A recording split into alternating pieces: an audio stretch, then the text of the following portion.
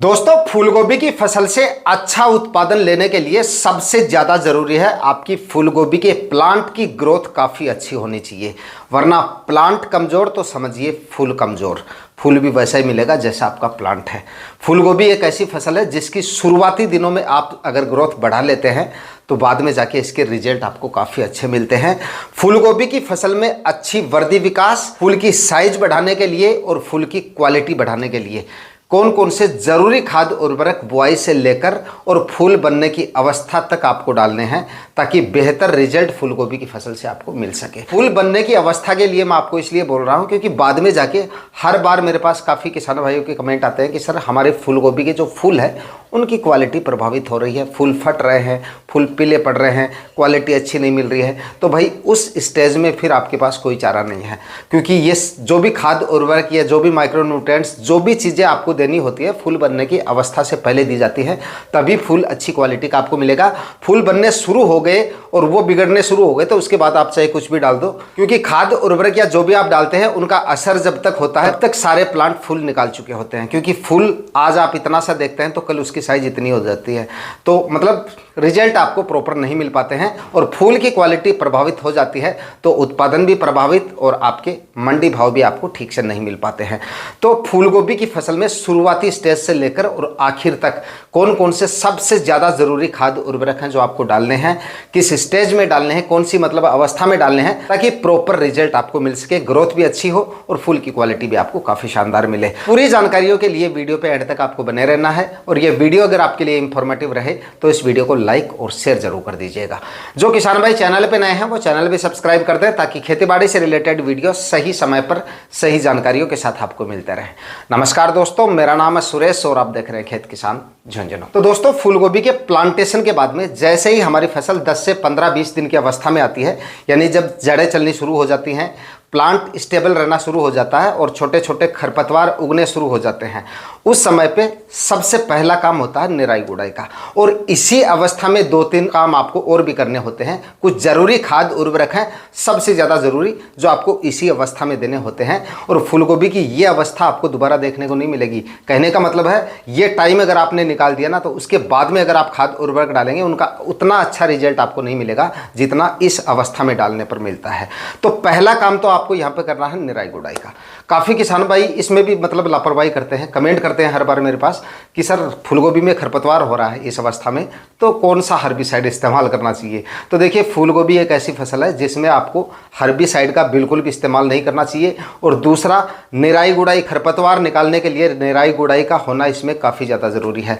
निराई गुड़ाई सिर्फ खरपतवार निकालने के लिए नहीं करनी होती है, इसमें फसल के और भी कई सारे फायदे होते हैं। अगर आप निराई गुड़ाई कर देते हैं तो उसके बाद में जड़ों का विकास और काफ़ी अच्छे तरीके से होता है, ग्रोथ में भी काफ़ी ज़्यादा वृद्धि आपको देखने को मिलती है और जो जड़ से संबंधित बीमारियां आती है उनमें भी कहीं ना कहीं कंट्रोल होता है।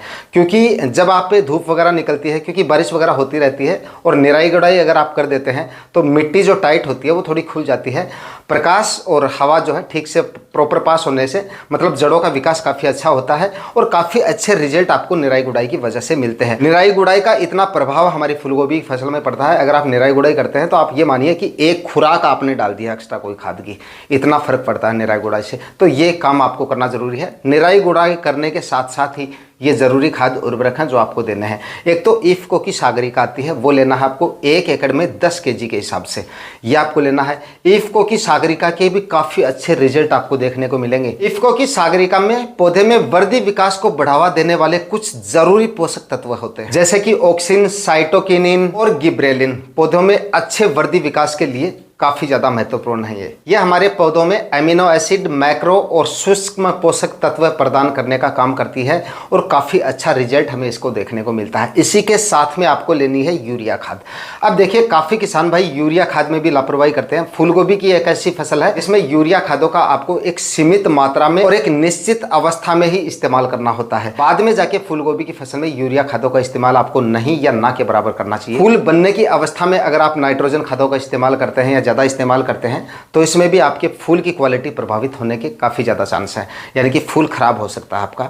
तो शुरुआती स्टेज में यूरिया आपको जितनी देनी है आपके खेत के हिसाब से, या तो बुआई से पहले दे दीजिए लगभग 20, 25, 30 kg, और उसके बाद में निराई गुड़ाई के समय आप जितनी यूरिया आप डालना चाहें ग्रोथ के हिसाब से और खेत की मिट्टी के हिसाब से उतनी यूरिया आपको इसी के साथ में दे देनी है, यानी कि सागरिका के साथ में, निराई गुड़ाई के साथ में। पहले निराई गुड़ाई करनी है, उसके बाद में 10 kg आपको सागरिका लेनी है, और उसके बाद में 20-25 kg यूरिया खाद 1 एकड़ के हिसाब से ये आपको छिड़काव विधि से डाल देना है, और उसके बाद ऊपर से आपको सिंचाई कर देनी है। बहुत ही बढ़िया रिजल्ट आपको देखने को मिलेंगे। इसके बाद में नाइट्रोजन खादों का इस्तेमाल आपको बिल्कुल नहीं करना है। उसके बाद में फूल बनने की अवस्था में जैसे ही आपको ऐसा लगे कि अब फूल निकलने वाले हैं, उसी समय पे कैल्शियम नाइट्रेट और बोरोन आपको देना है। ये भी फूल गोभी की फसल में सबसे ज़्यादा ज़रूरी है। फूल की क्वालिटी भी बढ़ती है और फूल का वजन भी इससे बढ़ता है, यानी कि फूल की अच्छी क्वालिटी अगर आपको लेनी है ना, तो कैल्शियम नाइट्रेट और बोरोन का फर्टिगेशन भी आपको काफ़ी ज़्यादा ज़रूरी है, जिसमें कैल्शियम नाइट्रेट की खुराक आप रख सकते हैं 5 से 6 kg 1 एकड़ के हिसाब से, और 500 ग्राम आप बोरोन ले सकते हैं।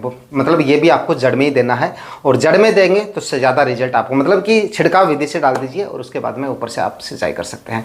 ये भी आपकी फूल गोभी की फसल में सबसे ज़्यादा ज़रूरी है।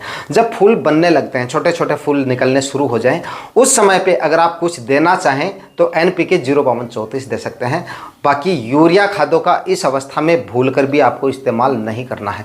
काफ़ी किसान भाई क्या करते हैं, बुआई से पहले भी यूरिया डाल देते हैं, बुआई के बाद में निराई गुड़ाई की अवस्था में भी यूरिया डाल देते हैं, और उसके बाद में जब फूल बन रहे होते हैं उस समय भी यूरिया खादों का इस्तेमाल कर लेते हैं।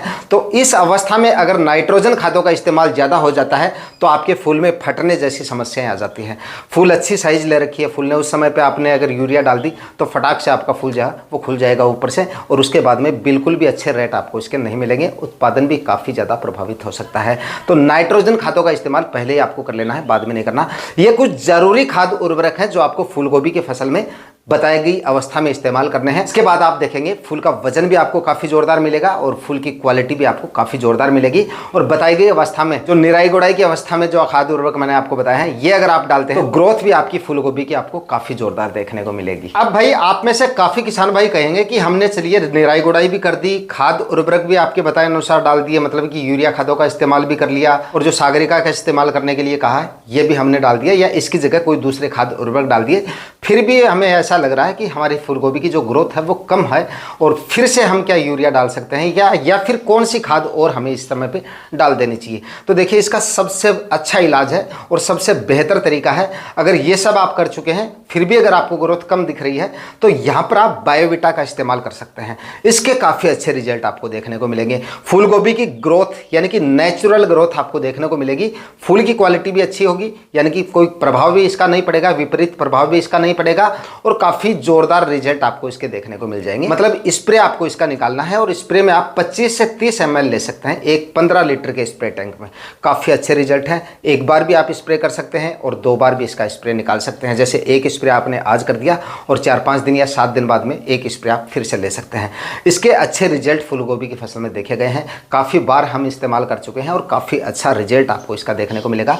तो बायोविटा का इस्तेमाल भी आप कर सकते हैं। और काफ़ी किसान भाई नर्सरी के लिए भी कमेंट करते हैं कि नर्सरी कमज़ोर है तो उसमें क्या करें, तो उसमें आप यूरिया न डाल के बायोविटा का इस्तेमाल करेंगे तो वो ज़्यादा सही रहेगा। मतलब काफ़ी अच्छे रिजल्ट नर्सरी में भी इसके देखे जाते हैं। तो नर्सरी में आप 20 से 25 ml प्रति 15 लीटर स्प्रे टैंक के हिसाब से ले सकते हैं। और अपनी नर्सरी की चाहे कोई सी भी अवस्था है, 10 दिन की है, चाहे 15 दिन की है, चाहे 20 दिन की है, उसमें आप स्प्रे निकाल दीजिए। काफ़ी जोरदार रिजल्ट आपको देखने को मिलेंगे। नर्सरी जो आपकी होती है, किसी भी तरह की नर्सरी, उसमें भी आपको यूरिया वगैरह का इस्तेमाल जो है वो बिल्कुल नहीं या ना के बराबर करना चाहिए। या फिर आप NPK 19-19 का इस्तेमाल कर सकते हैं शुरुआती चरणों में। जैसे चाहे आप फूल गोभी की फसल हो, चाहे आपकी नर्सरी प्लांट हो, अगर ग्रोथ कम दिख रही है तो NPK 19-19 का आप फर्टिगेशन या स्प्रे कर सकते हैं। उसके भी अच्छे रिजल्ट आपको मिल जाते हैं, लेकिन यूरिया का इस्तेमाल आपको इस अवस्था में नहीं करना चाहिए। फूल गोभी में आप बेशक कर सकते हैं निराई गुड़ाई के दौरान सिर्फ एक बार, उसके बाद में आपको बताए गए स्टेप ले लेंगे तो ग्रोथ भी अच्छी देखने को मिलेगी और उत्पादन भी बेहतर मिलेगा। तो दोस्तों आज इस वीडियो में फूल गोभी की फसल में डाले जाने वाले सबसे जरूरी खाद उर्वरकों के बारे में मैंने जानकारी दी है। वीडियो अगर आपके लिए इंफॉर्मेटिव रहा तो इस वीडियो को लाइक और शेयर जरूर कर दीजिएगा। चैनल पर नए हैं तो सब्सक्राइब जरूर कर लीजिएगा। मिलता है किसी और वीडियो में नए टॉपिक के साथ, तब तक के लिए जय हिंद, वंदे मातरम।